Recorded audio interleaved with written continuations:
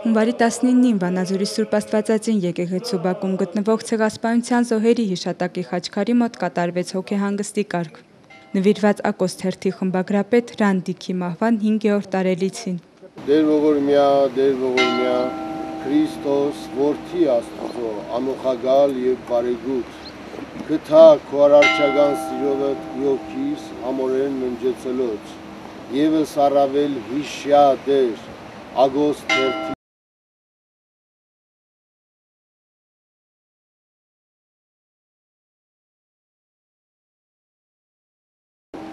Արարժանի ողորմության, քավության եւ թողության մեղած,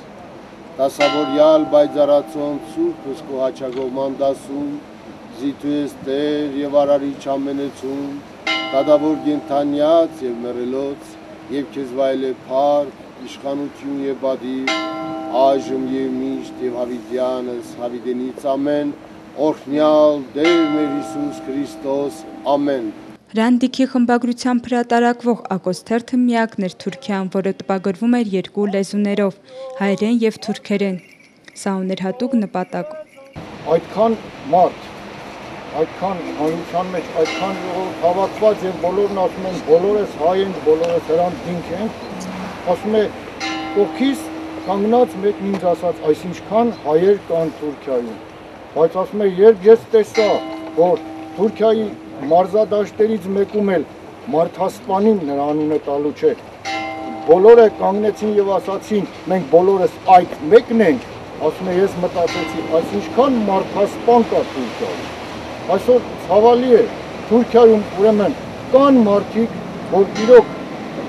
ընկալում են, հասկանում են, որ մեծ ոչիր է կատարվել եւ մարդկության դեմ եւ հայի դեմ եւ այդ մարդիկ կանգնած են այսօր էլ եւ կան, որ մարդասպաններին են խրախուսում, մարդասպաններին են պաշտպանում։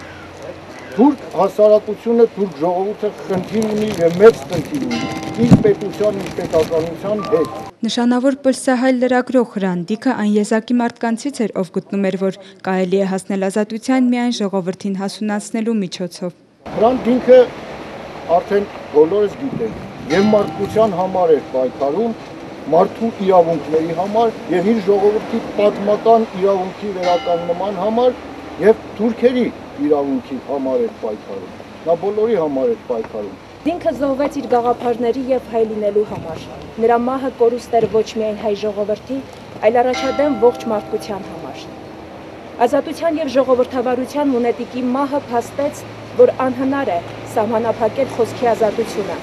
Եվ սա է վկայում մինչ օրս աշխարհի տարբեր ու հեռավոր անկյուններում կազմակերպվող բազմահազարանոց բողոքի ցույցերը եւ վանկարկվող բազմաբնույթ կարգախոսները։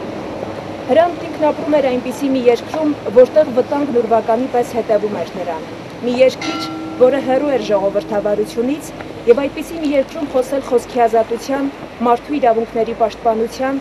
եւ առավել եւս հայոց ցեղասպանության մասին մեծ համարձակություն էր պահանջում։ Գիտակցելով վտանգը, էությամբ ազատատենչ, բնույթով անհանդուրժող եւ մաքարող անձը այնուամենայնիվ քաջ գտնվեց եւ հանդես եկավ թուրքական գերիշխող մտածելակերպին դեմ։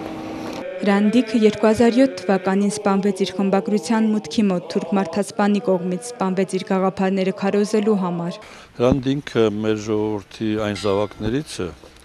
ովքեր անձնվիրաբար գնացին ճշմարտության ճանապարհով։ Որտեվ ճշմարտությունը գիտակցում են բոլորը, բայց ոչ բոլորն են համարձակվում գնալ այդ ցավոտ ու դժվարին ճանապարհով։ Դրա համար ես կարևորում եմ այս խորհուրդները, այս խորհուրդը, այսօրվա խորհուրդը, այսօրվա սքերթը, որը կարծում եմ ոչ միայն ուսանողների նախաձեռնությամբ եւ մասնակցությամբ պետք է լինի, այլ պետք է վերածվի համազգային սքի, որպեսզի մենք կարողանանք խնամոտ գթությամբ, խնամքով, հոգատարությամբ հատկապես շրջապատել, պարուրել այն մեր զավակներին, ովքեր պատրաստ են նման տիպի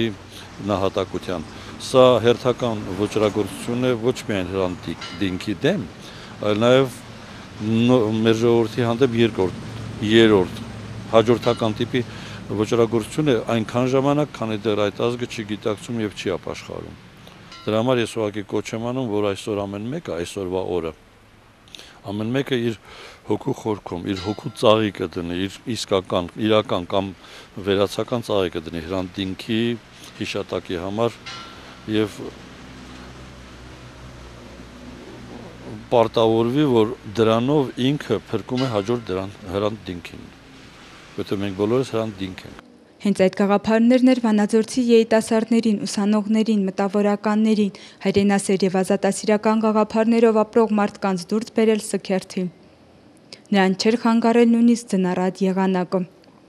Մայնա Անդրեասյան, Արմեն Հարությունյան, Միք հեռուստաընկերություն։